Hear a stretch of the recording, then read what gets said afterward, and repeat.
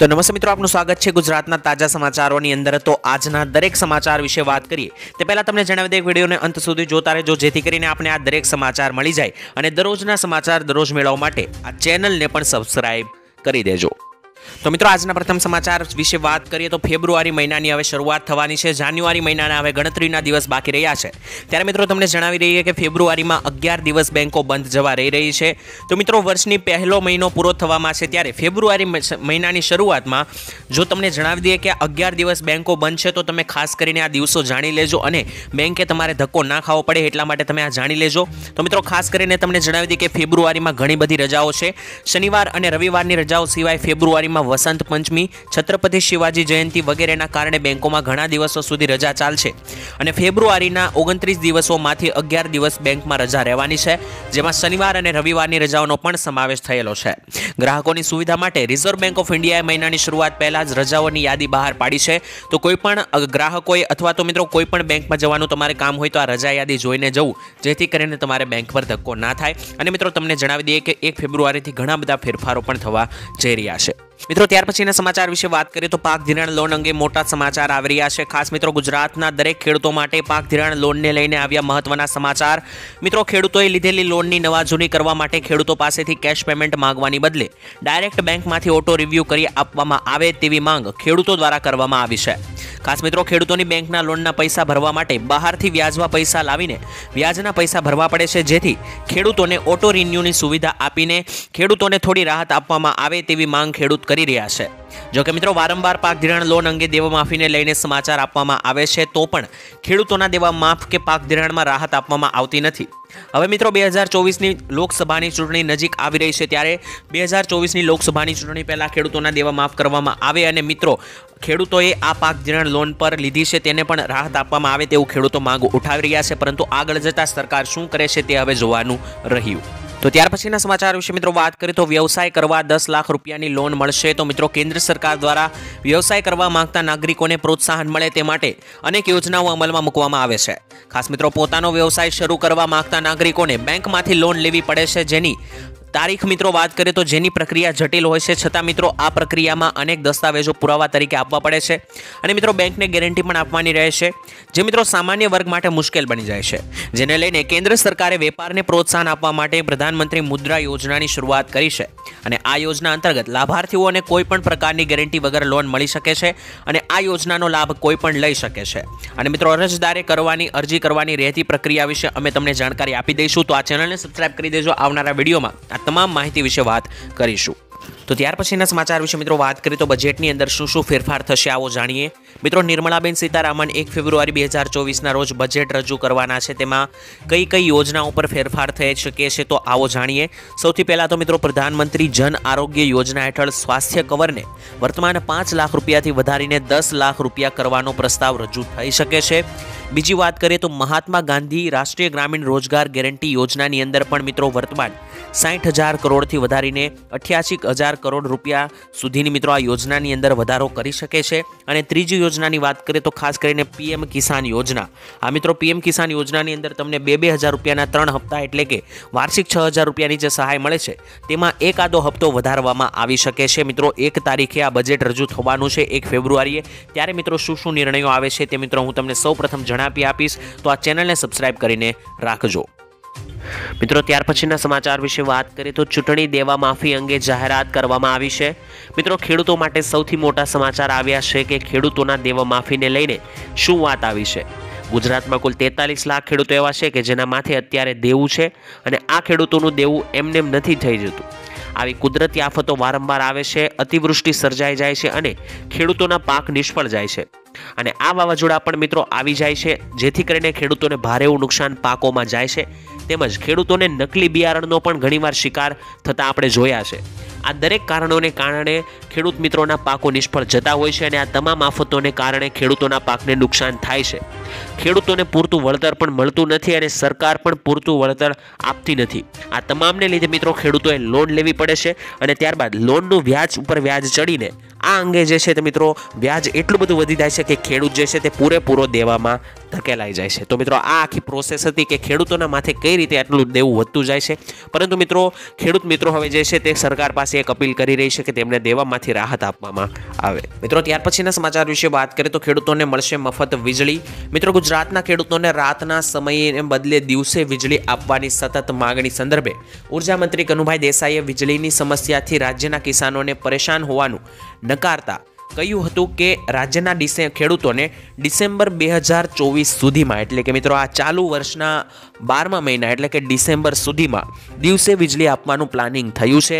જ્યારે અત્યારે સૌરાષ્ટ્રના 3 એવા જિલ્લા છે, ગીર સોમનાથ, અમરેલી અને જૂનાગઢ, આ ત્રણેય જિલ્લામાં વન્ય પશુઓના ભયને કારણે 24 કલાક વીજળી આપવા સંદર્ભે કામગીરી તો ચાલી જ રહી છે, પરંતુ ગુજરાતના લગભગ દરેક જિલ્લાઓની અંદર ડિસેમ્બર 2024 સુધીમાં વીજળી મળી જશે, દિવસે પણ અને રાત્રે પણ. તો મિત્રો તમારું ગામ કયું છે અને તમારા ગામમાં દિવસે વીજળી મળે છે કે રાત્રે વીજળી મળે છે મને કોમેન્ટ સેક્શનમાં એકવાર લખીને જણાવી દેજો, જેથી કરીને અમને ખ્યાલ આવે કે કયા કયા ગામની અંદર કયા જિલ્લાઓની અંદર ક્યારે વીજળી આપવામાં આવે છે.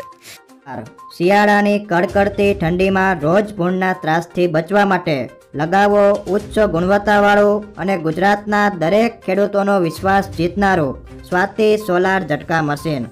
નાનાથી લઈ મોટા દરેક મશીનમાં બેસ્ટમાં બેસ્ટ ક્વોલિટીની સાથોસાથ અડધી રાત્રે પણ ફોન ઉપાડે તેવી સર્વિસ આપતી કંપની એટલે સ્વાતિ ઝટકા મશીન.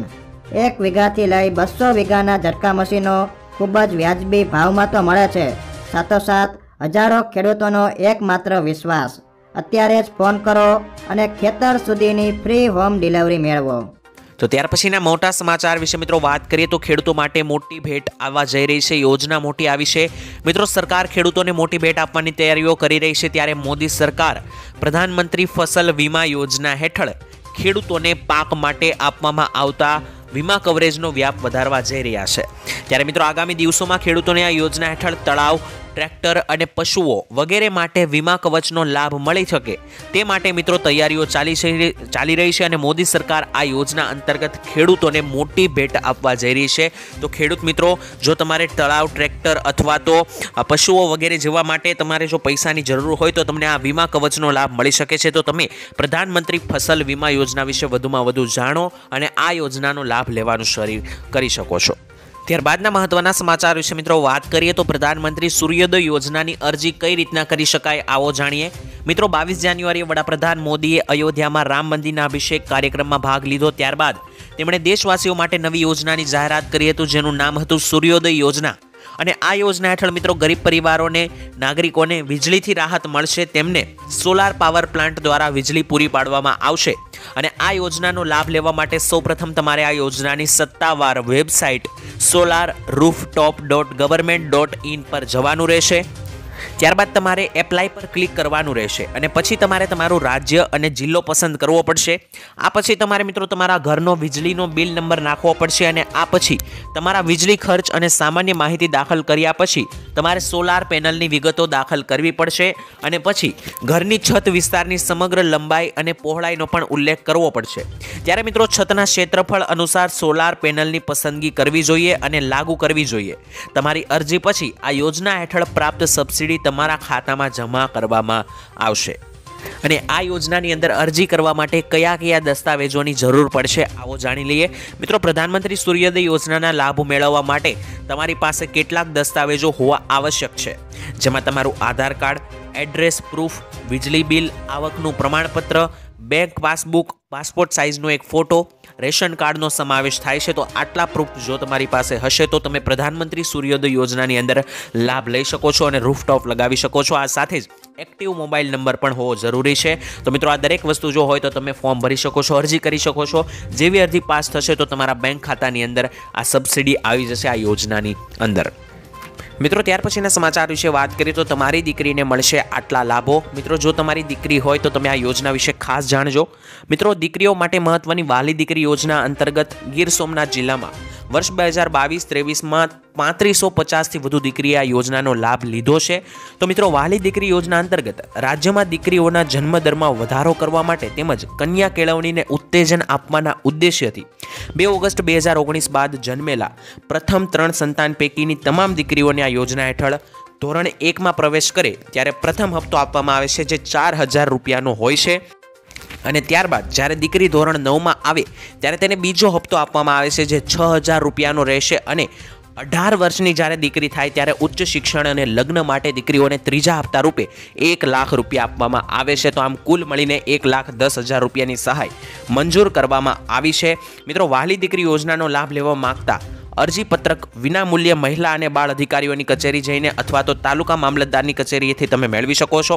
નોંધનીય છે કે વહાલી દીકરી યોજનાનો લાભ લેવા માટે દીકરીના જન્મનું પ્રમાણપત્ર, આધાર કાર્ડ, નિયત નમૂનામાં દંપતીનું સ્વઘોષણાપત્ર, દંપતીના લગ્નનું પ્રમાણપત્ર, રેશન કાર્ડની નકલ, આવા અમુક ડોક્યુમેન્ટ જે છે તે તમારી પાસે જો હોય તો તમે અરજી દાખલ કરી શકો છો. જો તમારી અરજી પાસ થશે તો તમારી દીકરીને પણ વહાલી દીકરી યોજના અંતર્ગત 1,10,000 રૂપિયાની સહાય આપવામાં આવશે. પ્રથમ વાત કરીએ તો સ્વામી રામભદ્રાચાર્યજીએ કરી મોટી જાહેરાત. મિત્રો, સ્વામી રામભદ્રાચાર્યજી જગતગુરુને તમે જાણતા જ હશો, જેમણે અયોધ્યા રામ મંદિરમાં મોટી ગવાહી આપી હતી સુપ્રીમ કોર્ટમાં. તેમણે મિત્રો એક મોટી જાહેરાત કરી છે. તેમણે કહ્યું કે જ્યાં સુધી મથુરામાં શ્રી કૃષ્ણ ભગવાનનું મંદિર નહીં બને ત્યાં સુધી તેઓ દેશના કોઈ પણ મંદિરમાં નહીં જાય. સાથે જ મિત્રો, સ્વામીજીએ કહ્યું કે શ્રી કૃષ્ણ જન્મભૂમિ મથુરા પર કોર્ટથી લેવામાં આવશે, કારણ કે તે આપણો અધિકાર છે અને કૃષ્ણ જન્મભૂમિ મંદિર માટે તેઓ ખુદ કોર્ટમાં હાજર થઈને જુબાની આપશે. જેવી રીતના રામ મંદિરમાં આપી હતી તેવી રીતના કૃષ્ણ મંદિરમાં પણ તેઓ અયોધ્યાની જેમ જ જુબાની આપશે કોર્ટની અંદર અને પૂર્ણ અધિકાર સાથે મંદિર લેશે અને પુરાવા જરૂર પડશે તો પુરાવા પણ આપશે તેવું કહ્યું છે. તો મિત્રો, રામભદ્રાચાર્યજીએ મોટી જાહેરાત કરી છે કે જ્યાં સુધી આ કૃષ્ણ ભગવાનનું મંદિર મથુરામાં નહીં બને અને ત્યાં સુધી તેઓ દેશના કોઈ પણ મંદિરમાં નહીં જાય. કરે તો શું ખરેખર ખેડૂતોને પાક નિષ્ફળ જતા પાક વીમો આપવામાં આવે છે કે નહીં? મિત્રો, દેશભરમાં લાખો લોકોને ખવડાવવામાં મહત્વની ભૂમિકા ભજવતા ખેડૂતો આખા વર્ષ દરમિયાન વિવિધ પાકની ખેતી કરે છે અને પાક આખરે આપણા રસોડામાં પહોંચે છે ત્યારે ઘણીવાર એવું જોવા મળે છે કે ખેડૂતો દ્વારા ઉગાડવામાં આવેલા પાકો ભારે વરસાદ, પૂર અથવા અતિવૃષ્ટિ જેવા વિવિધ કારણોસર નાશ પામે છે અને તે ખેડૂતો માટે આવકનો એકમાત્ર સ્ત્રોત છે. અને જ્યારે કેટલાક અઠવાડિયા અને મહેનત પછી આ ઉગાડવામાં આવેલા પાકો બરબાદ થઈ જાય છે ત્યારે તેને ભારે નુકસાન થતું હોય છે. આવામાં સરકાર પાક વીમા યોજના ચલાવે છે, પરંતુ ખરેખર શું આ યોજના અંતર્ગત ખેડૂતોને પાક વીમો મળે છે કે નહીં તે મને જણાવી દેજો. કારણ કે કેટલાક લોકો એવું કહી રહ્યા છે, દાવો કરી રહ્યા છે કે અમને પાક વીમો નથી મળતો અને કેટલાક વિસ્તારોમાં પાક વીમો આપવામાં આવે છે તો કેટલાક વિસ્તારોમાં નથી આપવામાં આવતો. તો જો તમે ખેડૂત હોય તો કોમેન્ટ કરીને મિત્રો મને જણાવી દેજો કે શું તમને પાક વીમો ક્યારે મળ્યો હતો અને છેલ્લી વાર તમને પાક વીમો કયા સાલની અંદર મળ્યો હતો તે પણ કોમેન્ટમાં લખીને જણાવી આપજો. એ તો 2000 રૂપિયાનો હપ્તો આવવાનો છે, પરંતુ આ વાત જાણી લેજો, જો આ કામ નહીં કરો તો આ હપ્તો તમારા ખાતામાં નહીં આવે.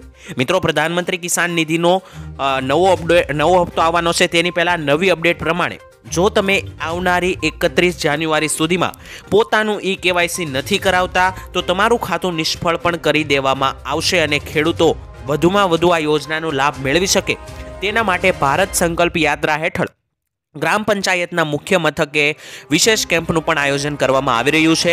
તો મિત્રો, આવી સ્થિતિમાં જે પણ ખેડૂતોએ હજુ સુધી નોંધણી કરાવી નથી તેઓ CSC અથવા તો મિત્રની મદદથી અરજી કરી શકે છે અને 16મા હપ્તા મેળવવા માટે ખેડૂતોએ 31મી જાન્યુઆરી સુધીમાં KYC કરવાની રહેશે.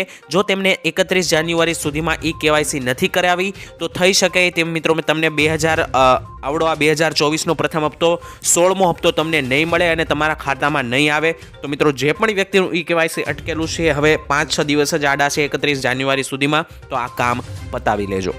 ત્યારબાદ મિત્રો વાત કરીએ તો આજના મુખ્ય ખેડૂત સમાચાર. તો મિત્રો, 2024ના ચોમાસા અંગે આગોતરું એંધાણ આપતા પરેશભાઈ ગોસ્વામીએ કહ્યું છે કે 96થી લઈને 106% સુધી વરસાદ આ વર્ષે જોવા મળશે અને ચોમાસું નોર્મલ રહેવાનું છે. મિત્રો, ગયા વર્ષની જેમ આ વર્ષે પણ મિત્રો તબક્કામાં વાવણી 2 તબક્કાની અંદર વાવણીઓ થશે અને વાવણીનો વરસાદ થયા પછી પણ એક મોટો ગેપ એટલે કે 1.5 થી લઈને 1.5 મહિનાનો ગેપ આવી શકે તેવી પણ મિત્રો ચિંતાજનક આગાહી મિત્રો પરેશભાઈ ગોસ્વામીએ કરી છે કે આ વર્ષે ચોમાસામાં 2 તબક્કામાં વાવણી થવાની છે અને વાવણી થયા બાદ 1.5 મહિના સુધીનો વરસાદનો ગેપ પણ જોવા મળી શકે છે. ત્યારબાદ મિત્રો ભાવો વિશે વાત કરીએ તો લસણમાં ઓછી આવકથી બજારમાં 200 રૂપિયા વધ્યા જૂનો લસણનો સ્ટોક પૂરો થવા આવ્યો હોવાથી બજારમાં અત્યારે તેજી વધશે અને એક્સ્ટ્રા સુપર લસણના ભાવ 5500 રૂપિયા સુધી બોલાઈ રહ્યા છે. મિત્રો, ત્યાર પછીના સમાચાર વિશે વાત કરીએ તો રિક્ષા ચાલકોને 48,000 રૂપિયા સુધીની ભેટ આપવામાં આવશે. આ યોજના અંતર્ગત મિત્રો રિક્ષા ખરીદવા માટે મળશે 48,000 રૂપિયા સુધીની સહાય, જેમાં મિત્રો ઇલેક્ટ્રિક વાહન સહાય યોજના, જેમાં પેટ્રોલના બચત અને પર્યાવરણના પ્રદૂષણ ન થાય અને તેનો બચાવ થાય તે માટે રાજ્ય સરકાર દ્વારા બેટરી સંચાલિત ઇલેક્ટ્રોનિક વાહનોની ખરીદી પર સબસિડી આપવામાં આવે છે. અને મિત્રો ગુજરાત સરકાર દ્વારા GEDAE વ્હીકલ સબસિડી રિક્ષા સબસિડી યોજના અંતર્ગત લિથિયમ આયન અને બેટરી સંચાલિત માટે 3 ચક્રી વાહન માટે સબસિડી રૂપિયા 48,000 આપવામાં આવી રહી છે. અને રિક્ષા ચાલક મહિલા, સાહસિક, યુવા વર્ગ, સ્ટાર્ટઅપ, અનુસૂચિત જાતિ કે અનુસૂચિત જનજાતિ અને બિન અનામિત આર્થિક પછાત વર્ગના લોકોને પ્રાથમિકતા આપવામાં આવે છે અને આ લોકોને મિત્રો લાભ મળી શકે છે. તો જે પણ વ્યક્તિઓએ રિક્ષા અથવા આવું કોઈ પણ ઇલેક્ટ્રોનિક સાધન ખરીદવું હોય તો તેમને આવી સબસિડી સહાય યોજના વિશે જાણવું જોઈએ, જેથી કરીને તેને વળતર રૂપે થોડા ઘણા રૂપિયાની સબસિડી મળી શકે.